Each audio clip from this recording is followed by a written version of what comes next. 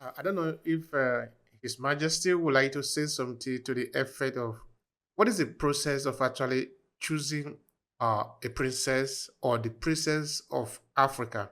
But we are moving towards the end now. I don't know if you want to say something about that.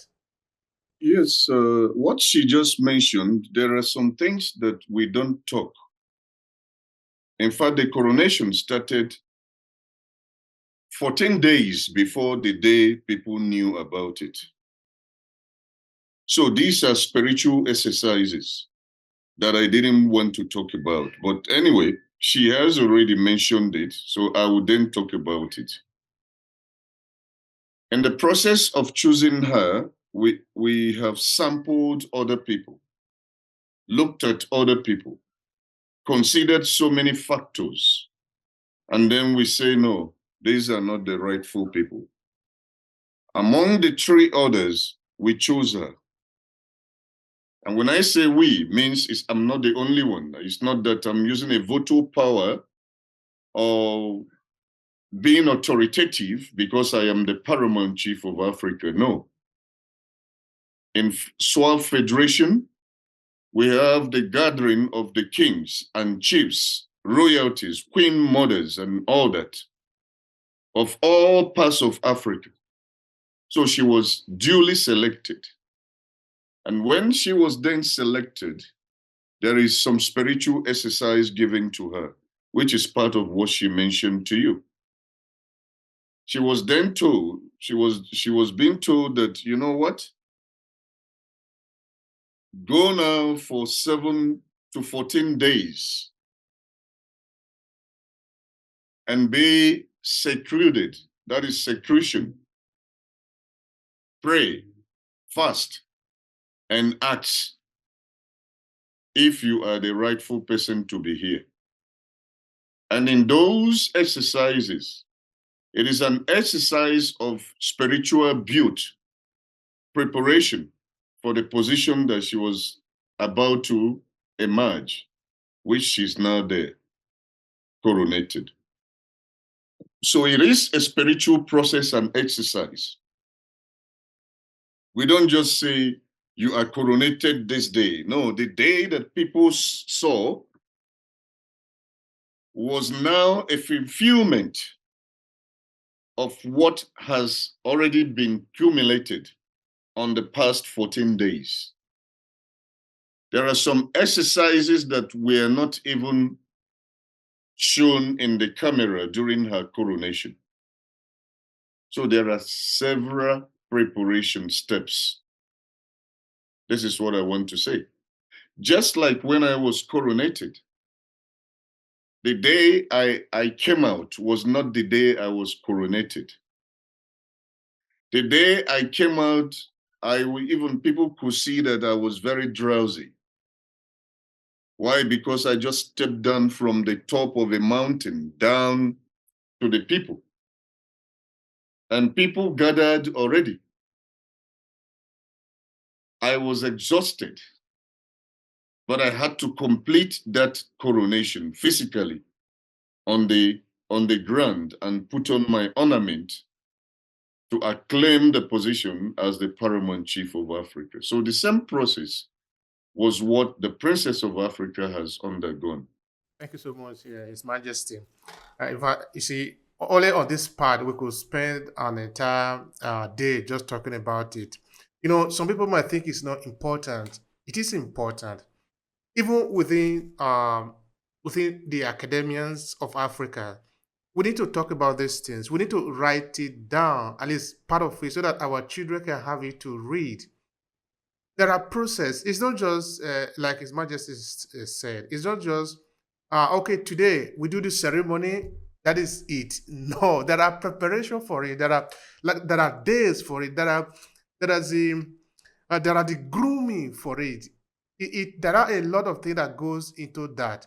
But if we don't say it, people don't know. Perhaps maybe there is no need to talk about it. I don't know, but I'm just thinking that as a human being, as an African, I think it is important that we have a documentation of this process, or at least what actually is going on here, so that people can understand. Because just now we will be saying Africa don't value their culture, but they don't know what is evil inside this culture. Whereas a lot of books are coming about Western culture, explaining them. You only believe what you see, what you know. The other one will say, okay, maybe they don't, we don't tell them, and so they don't know, and if they don't know, they don't value it. Anyway, I know I'm overblowing the issue.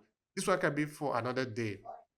No, Uh, you actually, being, if I had to interject there, you are please, please. actually preempting what I wanted to ask you for. I wanted to say to you, we need to document it. We need to have a proper way of documenting our royal proceedings and procedure in terms of coronation, just for the next generation to know and have it written.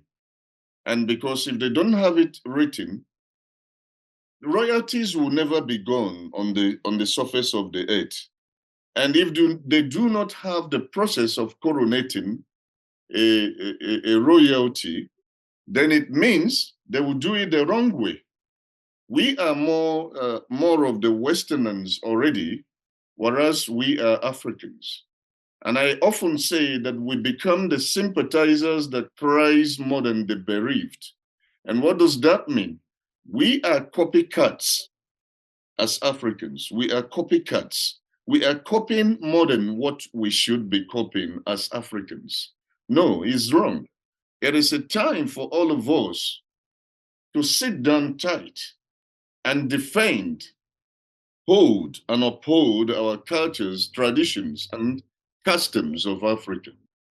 In other ways, we need to put it down. We need to write it down so that in future we can always know that we have something kept. We have something kept for our generation to come. And that is what they have to inherit. That is heritage. I'm really fully into this. I love it. What would be his the final statement here to conclude the conversation? Then, of course, I'm going to ask also Her Majesty, Her Royal Majesty, to say something in line of what can be the final statement. So this is the concluded part. Okay, maybe let me go to her first. To Her Royal Majesty, what would be your final statement here?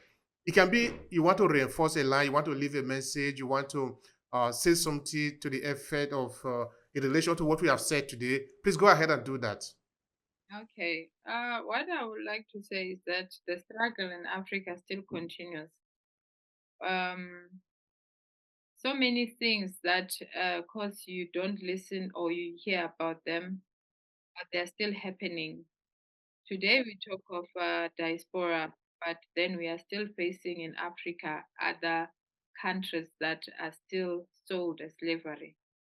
But these are the things that we really need to know as Africans, that the struggle is still continuing and we must still unite and fight all of that. The most important part when the paramount chief spoke to me said, "Did you know that all of us as Africans, we are one and we were separated by the borders in order so that then they can be able to control us. And today we find killings, especially here even in South Africa, calling another black man with names of being a foreigner, whereas they are in Africa. So the struggle is still continuing, that we have to be teaching and making people to understand that we are one as Africans. And with the issue of oppression and slavery, we still need to fight and it must end. So, with these words, I'll just say the struggle is Aluta, continue. Alusa continua.